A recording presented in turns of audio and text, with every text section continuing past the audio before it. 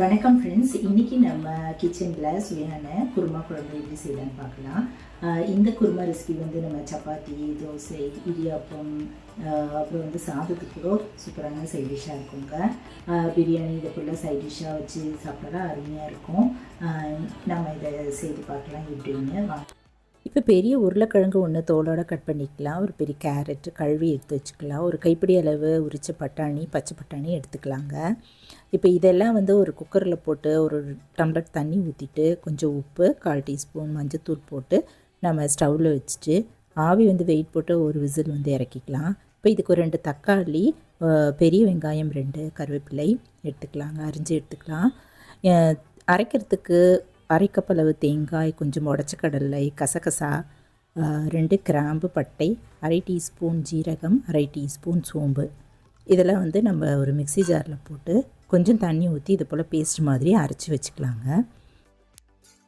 இப்போ stove on பண்ணிவிட்டு ஒரு கடாய் வச்சுட்டு அதில் ஒரு 4 டீஸ்பூன் அளவு ஆயில் ஊற்றிட்டு ஒரு பிரிஞ்சி இலை, 1/2 டீஸ்பூன் அளவு சோம்பு, கருவேப்பிலை இதெல்லாம் போட்டு வறுத்துட்டு கூடவே வெங்காயம் அதையும் போட்டு வறுத்துக்கலாங்க.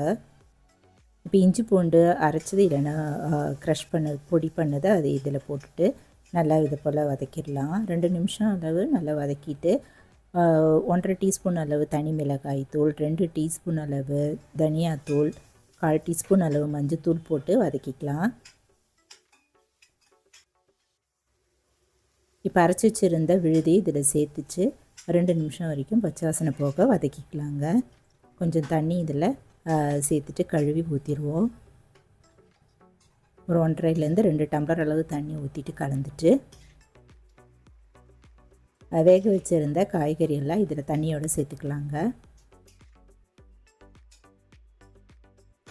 சேர்த்துட்டு இந்த குருமாவுக்கு தேவையான உப்பு 1 டீஸ்பூன் அளவு சேர்த்துப்போம். ஏற்கனவே காய்கறிக்கு வேக வைக்கும் போதே சால்ட்டை ஆட் பண்ணியிருந்தோம். பார்த்து இதில் ஆட் பண்ணிவிட்டு மூடி வச்சுருவோம். நல்லா கொதி வரட்டுங்க. பச்சை வாசம் போக நல்லா கொதி வந்ததும் ஸ்டவ் ஆஃப் பண்ணிவிட்டு இறக்கி வச்சிடலாம். சூப்பரான குருமா குழம்பு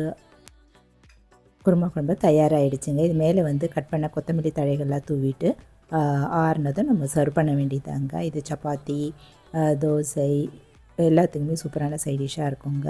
கூடவே சாதத்தில் போட்டு பிசைஞ்சு சாப்பிட்டாலும் அருமையாக இருக்கும். நீங்கள் இதை ட்ரை பண்ணி பார்த்துட்டு எப்படி இருக்குன்னு சொல்லுங்கள். இந்த வீடியோ பிடிச்சதுன்னா சப்ஸ்கிரைப் பண்ணிக்கோங்க, லைக் பண்ணுங்கள், ஷேர் பண்ணுங்கள், கமெண்ட் பண்ணுங்கள். தேங்க்ஸ் ஃபார் வாட்சிங். நன்றி, வணக்கம். நம்ம அடுத்த வீடியோவில் பார்க்கலாம்.